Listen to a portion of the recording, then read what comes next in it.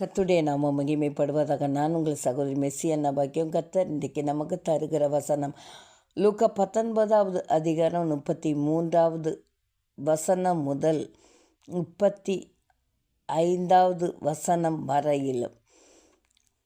கழுதை குட்டியை அவர்கள் அவிழ்க்கும் போது அதற்கு உடையவர்கள், குட்டியை ஏன் அவிழ்க்கிறீர்கள் என்று கேட்டார்கள். அதற்கு அவர்கள், அது ஆண்டவருக்கு வேண்டுமென்று சொல்லி அதை இயேசுவின் இடத்தில் கொண்டு வந்து தங்கள் வஸ்திரங்களை அதின்மேல் போட்டு இயேசுவை அதின்மேல் ஏற்றினார்கள்.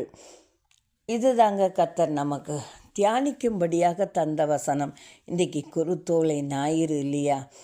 சிறிது அந்த காரியத்தை பற்றி நாம் சிந்திப்போம். அந்த கழுதை குட்டியோ ஒரு ஓரத்தில் கட்டப்பட்டு தான் இருந்தது. ஆனால் சீசர்கள் போய் அதை அவிழ்த்து தங்களுடைய வஸ்திரங்களை அதன் மேல் போட்டு இயேசுசாமியை அமரச் செய்து பாதையிலெல்லாம் தங்களுடைய வஸ்திரங்களை விரித்து அந்த கழுதை குட்டி மேலே இருந்த இயேசுசாமி கடந்து போகும்படியாக செய்கிறார்கள். இன்றைக்கு நீங்கள் கூட ஒன்றத்துக்கும் உதவாதவர்களாக பிசாசின் பிடியில் அகப்பட்டு சிக்கி இந்த கட்டிலிருந்து எனக்கு விடுதலை இல்லையா என்று சொல்லி கலங்கி கொண்டு இருக்கிறீங்க இல்லையா?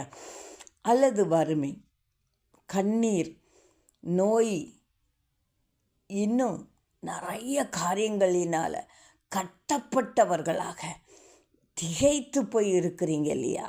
எல்லாராலும் ஒதுக்கப்பட்டவர்களாக, கேட்பாரற்றவர்களாக, விசாரிப்பற்றவர்களாக இன்றைக்கு நீங்கள் அந்த கழுதையை போல, அந்த கழுதை குட்டியை போல நீங்கள் இருக்கலாம்.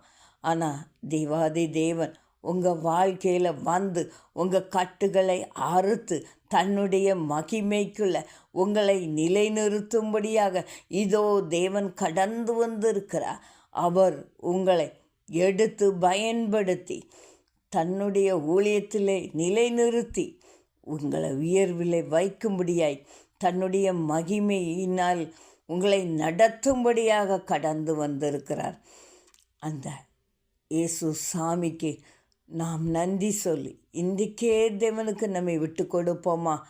நம்முடைய கட்டுகளிலிருந்து விடுபட செய்து அவர் நம்மை அவருக்கு ஏற்ற பாத்திரமாக, அவருக்கு ஏற்ற ஊழியர்களாக நிலைநிறுத்துவார்.